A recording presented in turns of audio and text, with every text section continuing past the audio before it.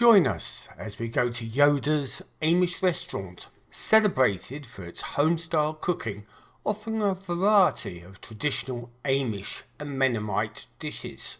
Joanne has always wanted to come here. En route though, I took a small detour to Ideal Classic Cars, a dealership known for its extensive inventory of meticulously restored vintage vehicles displayed in its showroom and car museum.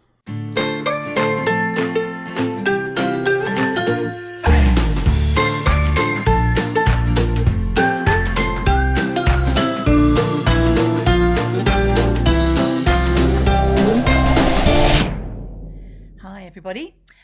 So today we're going to have a little drive around, and I'm hoping that we can get up to Pinecraft, which I think is above Venice and below Sarasota, somewhere in the middle. Now, Pinecraft is a place where the Amish community go to retire or vacation, and I follow a lot of people that used to belong to the Amish community or Mennonite community. I love the way they cook and grow their own veg and that. So I'm hoping to go there, and we're hoping to go to Yoder's restaurant, which is a family-run restaurant, which I think is owned by an Amish family. And the food is supposed to be fantastic there.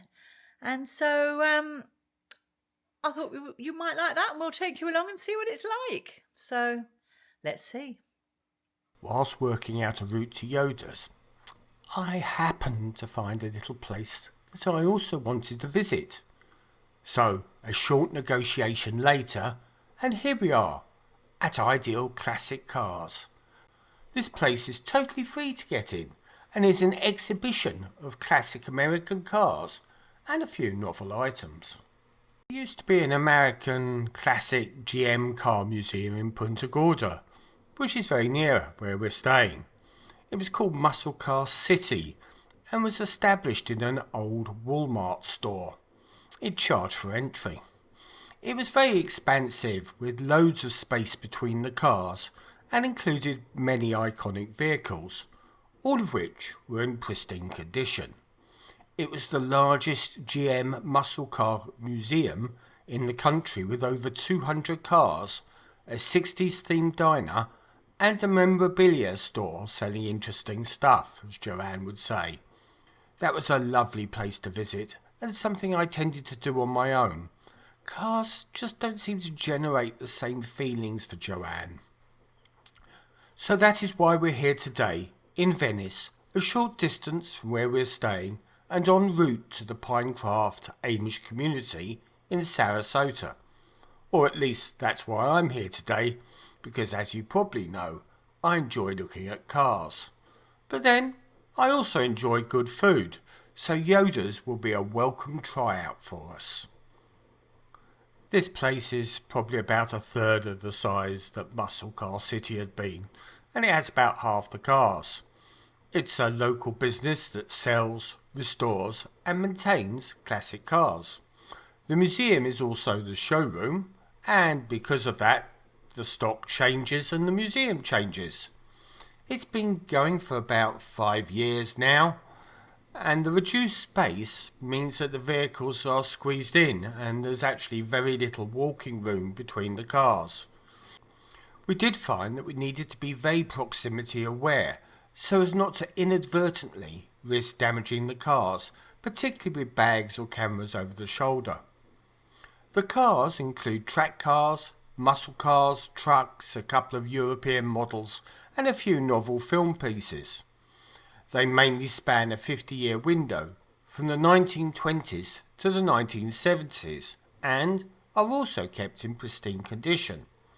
It attracts about 200 walk-in visitors a day, and you are free to explore the cars with no pressures or obligations. Things I love is the way that they do a restoration of an original item and also then modify it into a custom vehicle.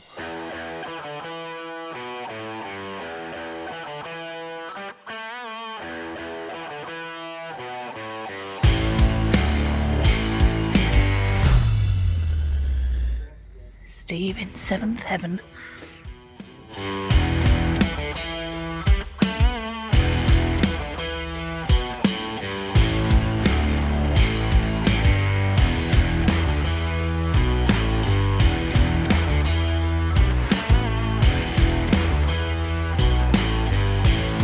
This is a 1935 Auburn Boattail Speedster, except it isn't. It's a very high quality replica.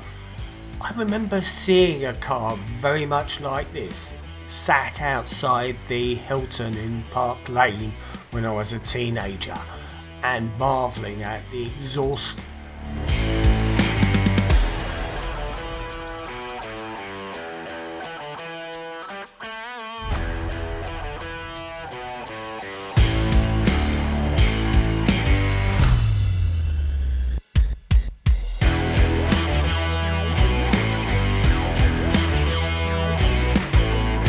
Oh my god, it's Batman's car. This one is probably every boy's dream, and a few adults as well. This Batmobile replica is from the 1989 feature film Batman. It takes Henry Ford's mantra to a new level, as this vehicle is finished in none other than matte black paint with a matching black interior.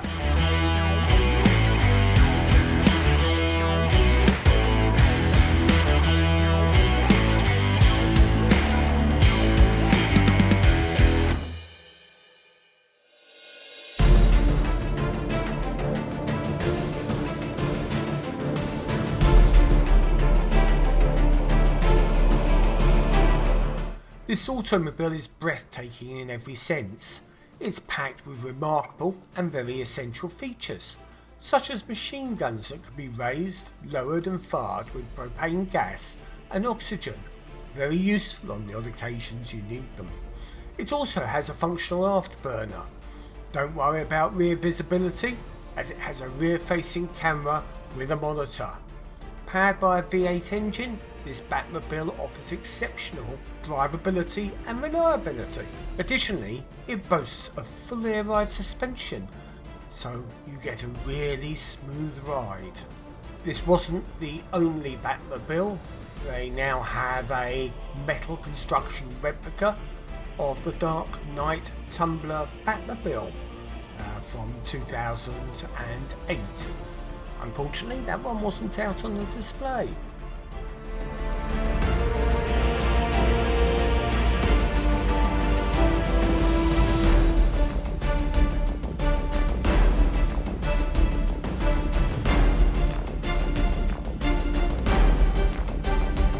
A long time ago, in a galaxy far, far away, was this unique build, a 1977 Star Wars X-34 Land Speeder replica with realistic battle damage.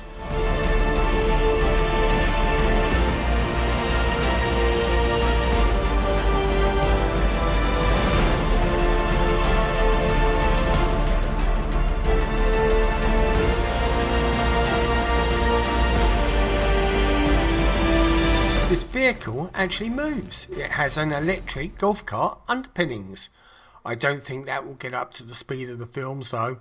Unfortunately, this car has now been sold.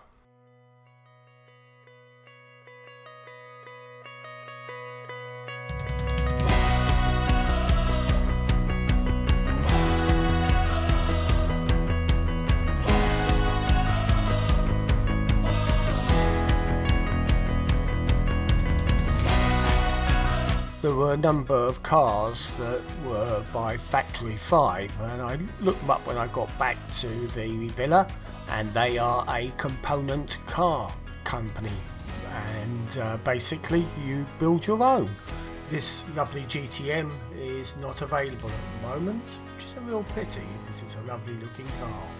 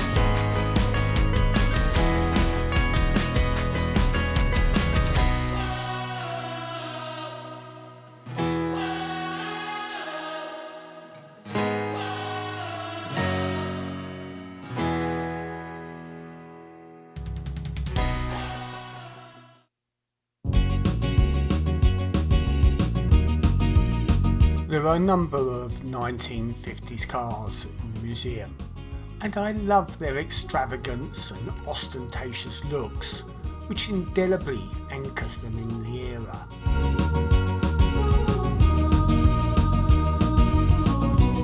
The 1950s marked a transformative decade for the automotive industry, including significant advancements in design, technology and car culture. It was all fueled by the post-war economic boom. This decade saw an increase in car ownership as more families could afford to buy a second car.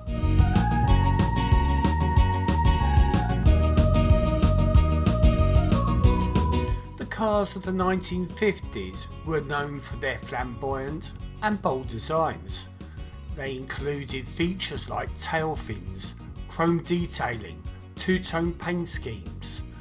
The designs of many 1950s cars were influenced by the jet age, reflecting the fascination with aircraft and space travel. Cars became larger and more spacious, reflecting the growing prosperity. This also included bigger engines and more powerful performance.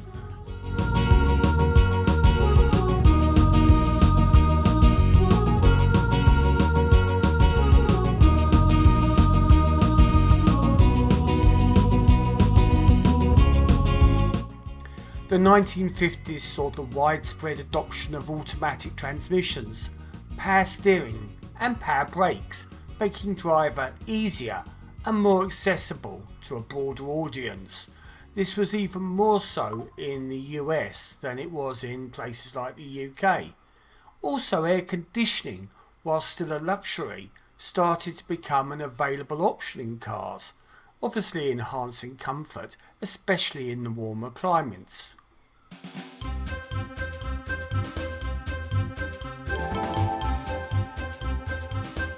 The 1950s also witnessed the rise of car culture. Particularly in the States, cars became a symbol of freedom and independence, and this led to the popularity of things like drive-in theatres and road trips. The era saw the emergence of the hot rod culture, where enthusiasts would customise cars for better performance and unique looks.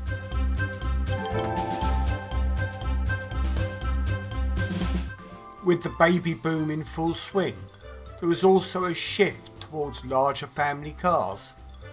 In the States, they were called station wagons, and they were there to accommodate the growing families of the time.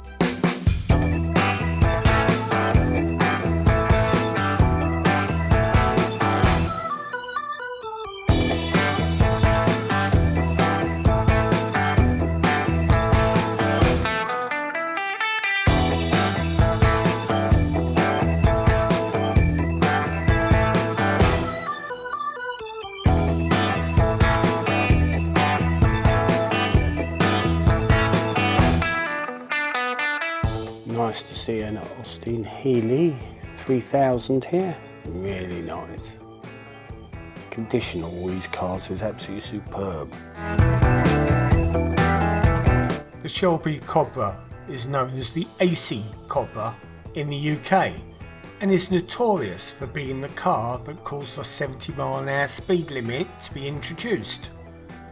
In the early hours of a morning in 1964, AC cars took a 4.8 litre Ford-powered Cobra Coupe GT car onto the M1 motorway for a high-speed test in preparation for the Le Mans 24-hour race. Jack Sears, the team's driver, recorded a speed of 185 miles per hour on the motorway. When the national media got wind of the event, it made front-page news. Despite the uproar, it wasn't illegal at the time because there were no speed limits. The team used the motorway for testing since test tracks didn't have a straight long enough to gauge the car's top speed, crucial for the 3-mile Mulsanne straight at Le Mans. Only one of the Cobras that I saw was an original Cobra, and they go for a pretty penny. Mind you, the replicas go for quite a bit as well.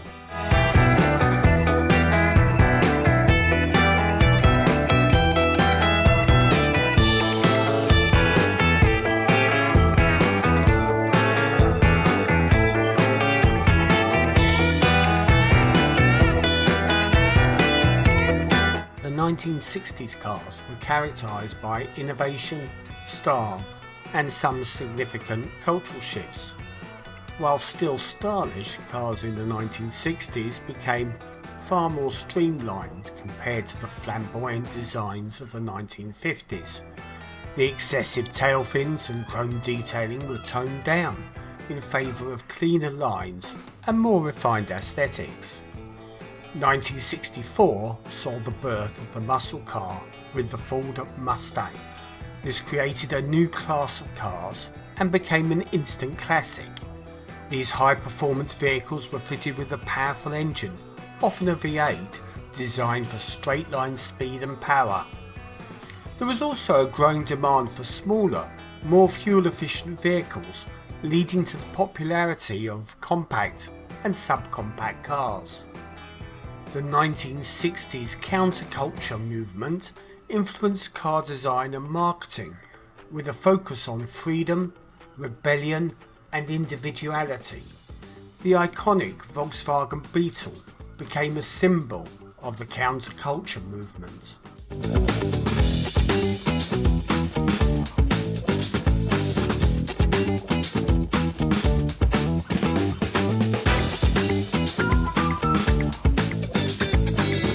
Really good selection of cars here from both different decades and manufacturers, including both original and modified vehicles, as well as some unique pieces inspired from films. It's great to get up close. Many of these cars are truly iconic.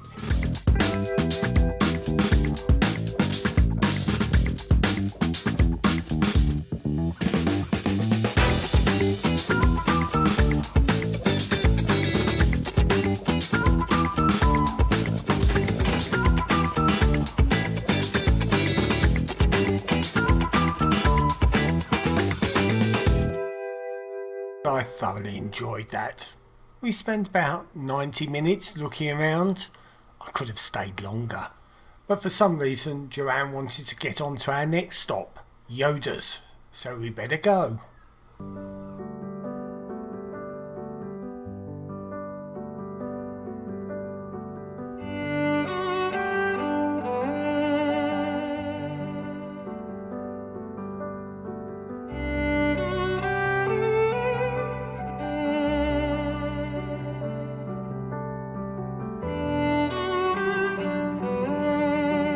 Oh, here we are, Yoders.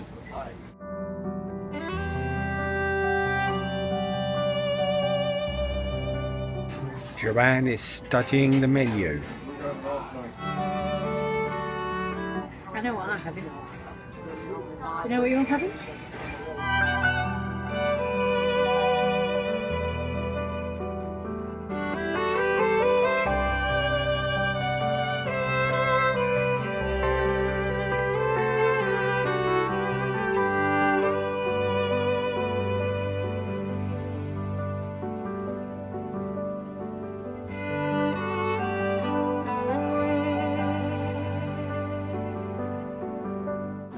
So we're at the famous Yoders restaurant, and I don't think very many UK people come here, but we're going to have some real Amish food, which I'm thoroughly looking forward to. And I'm going to have the, oh God, what am I going to have? Going to have the meatloaf. The meatloaf and some buttered corn and smashed potatoes with gravy. And Steve's going to have some chicken. And some baked apples and French fries. So I think it's going to be looks delicious. So we're looking forward to it.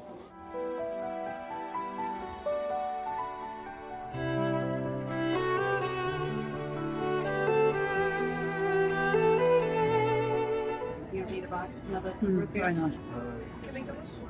I'll try this.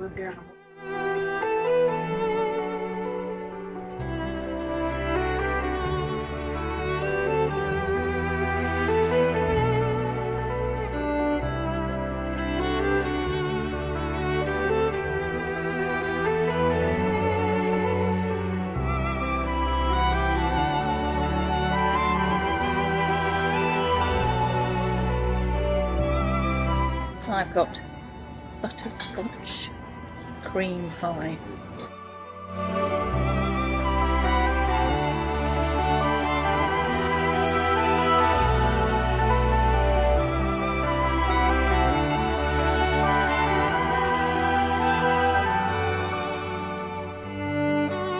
And this is the ultimate temptation.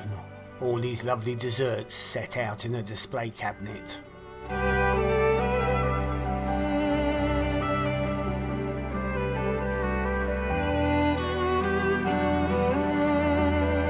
There are two shops as well as the restaurant, and this is the fresh market where you can buy fresh goods and prepared meals.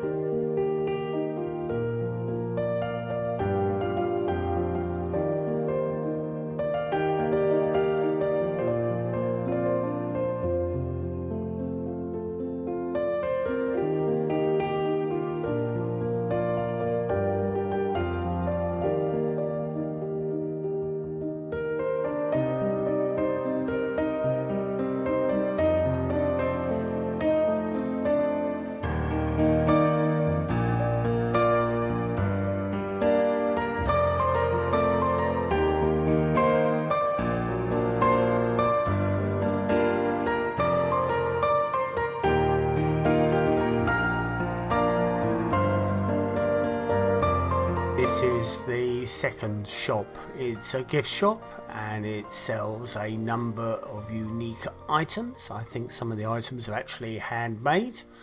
We've managed to find a lovely gift for our daughter, which was very applicable to her job and something that we hope she will enjoy.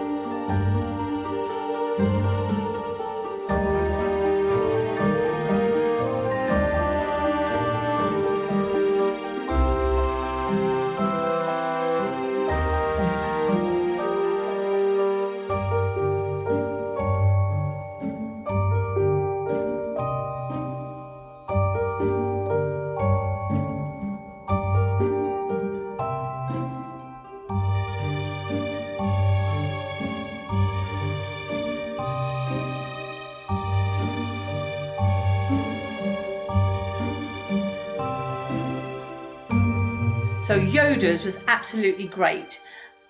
It has the restaurant, it has a gift shop, and it has the fresh market there, where they sell all their stuff that they've grown and that. And we bought, going back to Yoder's restaurant, I had the meatloaf, and it came with mashed potato and gravy.